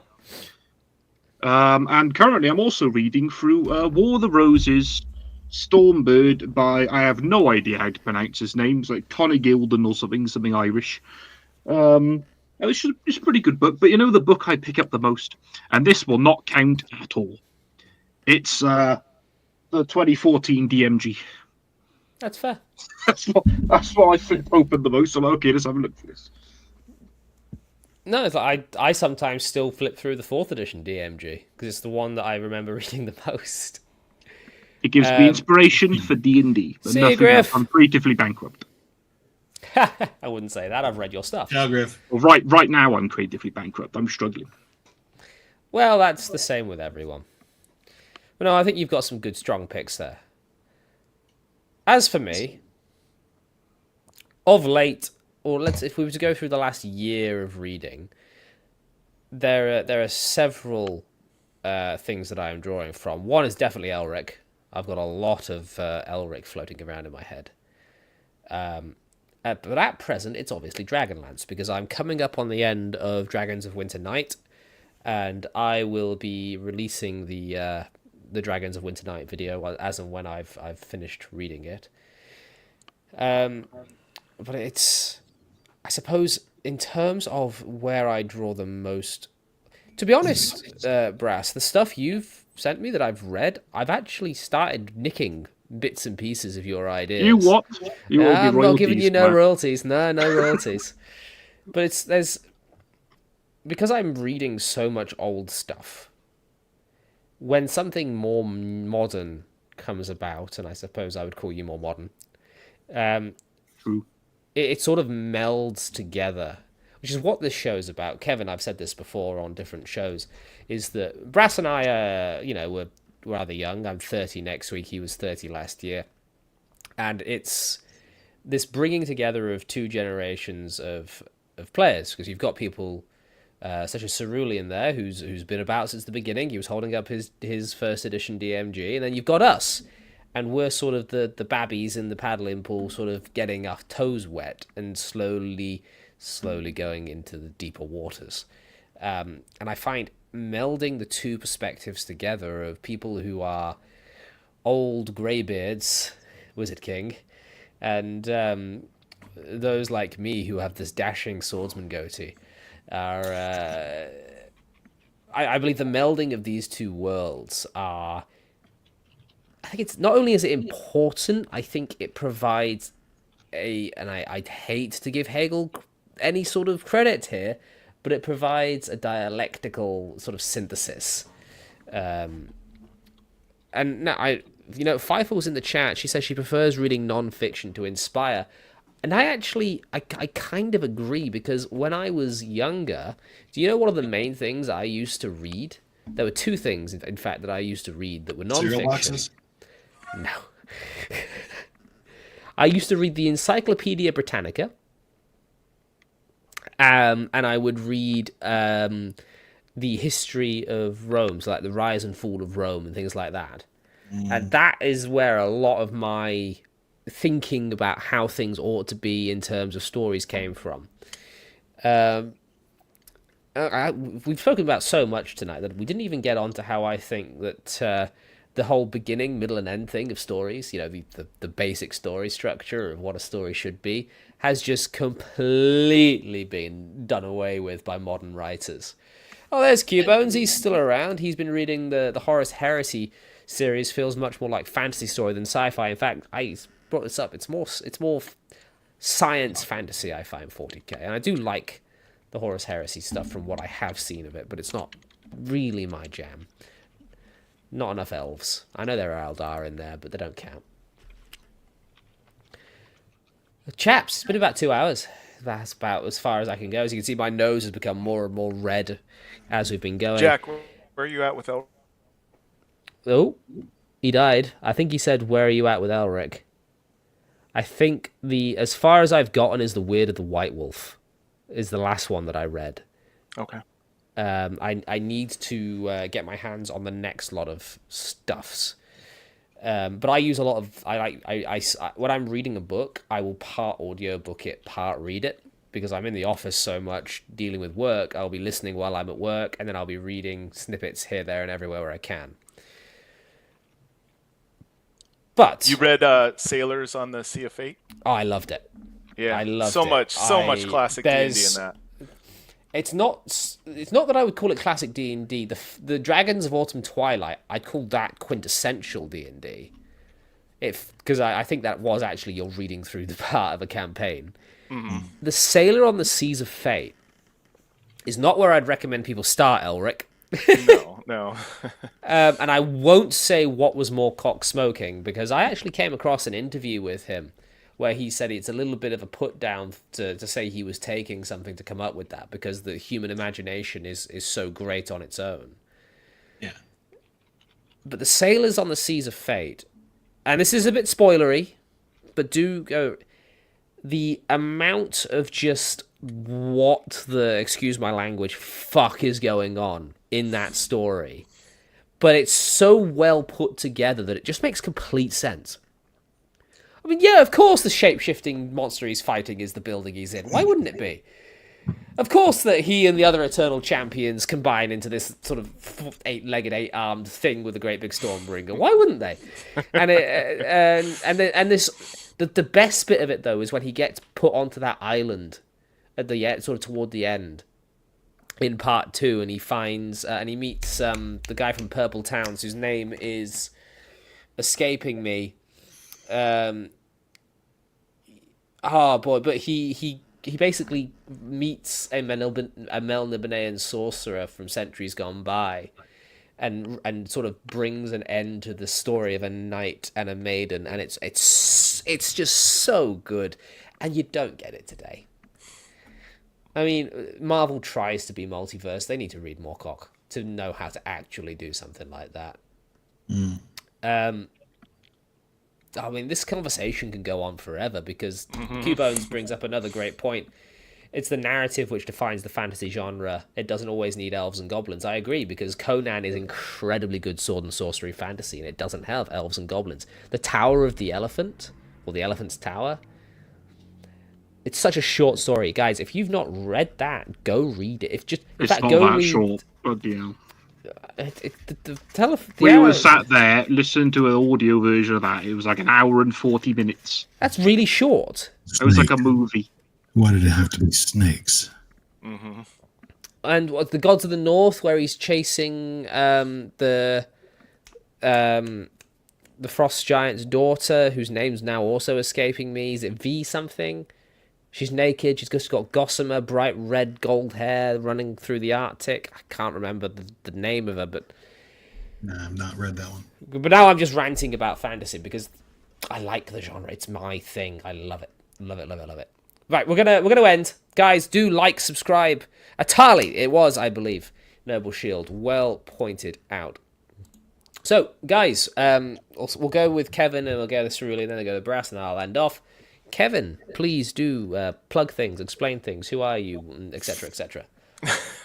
No, I'm just a gamer who likes to, interact with you fine people. I am actually working on a supplement for OD&D that I'll make available in some fashion soon, but I don't even know that I'll be charging anything for it. So no, you can find me on X, Kevin Lamb, and if you like talking old school role playing and fantasy art and novels and all that fun stuff, I'm sure we'll have a lot to chat about. Yeah, I've dropped you down in the chat for people to go and give you a follow. Cerulean. So, Cerulean Rex, and on Twitter, you can find me at Cerulean_Rex, and Facebook, The Cerulean Rex, and here on YouTube, Cerulean Rex, no space. When I'm not hanging out, speaking with these fine chaps, I am doing what I can to inspire and educate the community around fantasy art. And a big help to me in that is Mr. Lamb, who is a moderator on the group Knights of Brush and Palette. We talk about works, not just post them up, but we talk about them, talk about what it takes to put them together.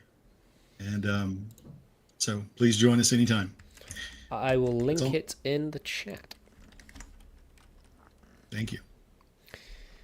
The Brass Dragon. Well, I'm the Brass Dragon. I haven't tweeted in a while actually, so there's not really much point for. I know I need to do more of those versus battles. But what I have been doing is I have written now 2 articles on Jack's site, thelostlawlibrary.com. One of which is can a ancient red dragon defend its territory from a Tarask? And the other is how to make a white dragon a menacing and terrifying encounter, despite them being the weakest of the dragons. I read that today, by the way, and it was very, very inspiring. Oh, thank you very much. You're welcome. Yeah. Glad someone's read it. I do get compliments on your stuff, Brass. But obviously people need to give you the compliments because I just post it and host it. But no, yes, you can follow these fine gentlemen and the links that I have posted in the chat. Excuse me, I do apologize for dying of plague throughout the stream. I appreciate each and every one of you for joining us in the library tonight, my librarians, the Jack Pack, as you have branded yourselves against my wishes. Look, fantasy is, for me, not just an escape, but it informs the way in which I live my life. And I think part of that is because the genre has so much of the essence of humanity within it, from Christendom even to Islam and to Hinduism. There are so many mythologies re-represented for us here in the modern world that it is impossible not to take the grains of wisdom from it and just live them. It's an aspirational genre, I think. Yes, it can be lewd, it can be dark and grim, it can be erotic, but let's face it, there's a hero that you're following. If he gets the girl, if he doesn't get the girl, if he slays the dragon, if he dies in the attempt, you're following a fairy story all the way down. You found the link on Emmy's Discord. Great. That's because I part own that. I'd like. Guys, thank you all for joining. It's been a fantastic conversation. If you guys want to hang out in the green room to say goodbye afterwards, you're more than welcome to. But I'm going to press the button for now. Have a good night, everyone. Thanks for the invite, guys. Bye-bye.